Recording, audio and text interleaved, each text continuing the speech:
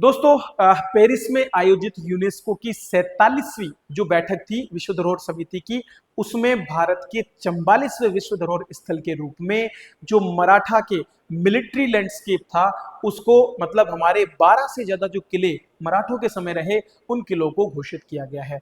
तो पूरे महाराष्ट्र और तमिलनाडु के 12 अलग अलग स्थानों पर फैले इन किलों को अब भारत के 44वें विश्व धरोहर के रूप में जाना जाएगा। आइए जानते हैं इसके बारे में थोड़ा विस्तार से। तो बात करें तो यूनेस्को जो है उसकी पेरिस में विश्व धरोहर समिति की बैठक आयोजित हुई। 47वां सत्र था। पिछले साल हमारे यहाँ पर भी इसका एक सत्र आयोजित हुआ था जुलाई के माह में, ठीक है।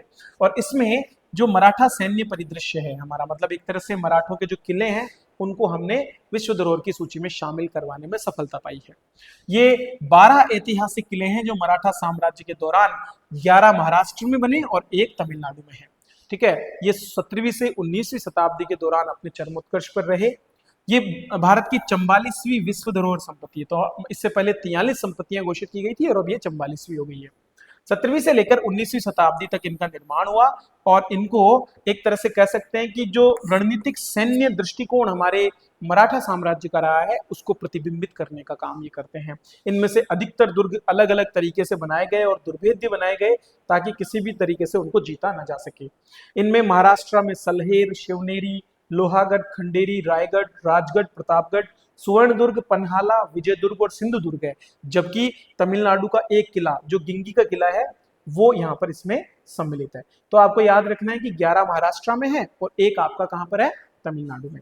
अब इनमें से देखें तो अलग अलग तरह के किले हैं। जैसे देखें तो सलहेर, शिवनेरी, लोहागढ़, रायगढ़, राजगढ़ और जिंजी, ये जो 4-6 किले हैं ये पहाड़ी किले, मतलब इनका निर्माण किसी एक ऊंची पहाड़ की चोटी पर किया गया है।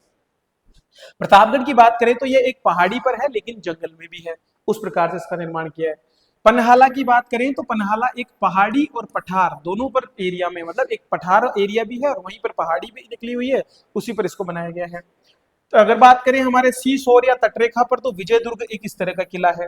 और अंत में समुद्र से घिरे किलों के रूप में खंडेरी, सुवर्णदुर्ग और सिंधुदुर्ग इसमें सम्मिलित है।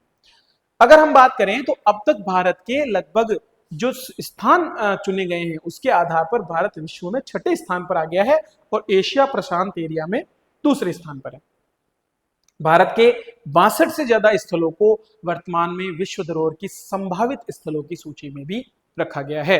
तो विश्व धरोहर में चयनित करने के कुछ मानक होते हैं और हमारी एक पिछली क्लास में मैंने आपसे इस मुद्दे पर बहुत डिटेल में बात की है। तो आप हमारी करंट अफेयर्स की 28 मई के बाद से जितनी भी क्लासेस आई हैं उनको थोड़ा थोड़ा करके देखें। हर एक टॉपिक आपके आरएस परीक्षा, चाहे वो प्रीलिम्स हो या मेंस हो, उसके सिलेबस से रिलेटेड है और बहुत सोच समझकर उनका चयन किया गया है ताकि आप सबसे बेहतरीन और सबसे कम समय में तैयारी को आगे बढ़ा सकें। आगे बढ़ते हैं और बात करते हैं हमारे अगले टॉपिक पर।